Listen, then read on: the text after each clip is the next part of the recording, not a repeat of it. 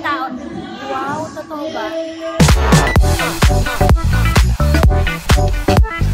Kay Ate Aileen, kay Miss Ai.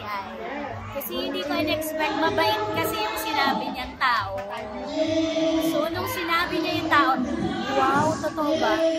Alam mo naman, hindi lang sa showbiz, lahat ng work, may mga secret lives ng mga tao. So, that's our experience, that's our truth, and we respect that. Sa your honor, medyo ganun kami. Para sabihin mo lahat, no holds barred.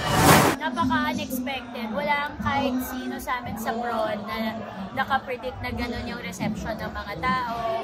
And I especially like the fact na they are all rooting for me and Buboy. Kumbaga nasa amin yung suporta ng mga tao. Kasi it's a new format and we don't really know kung receptive ba yung tao sa tali-talinohang palabas.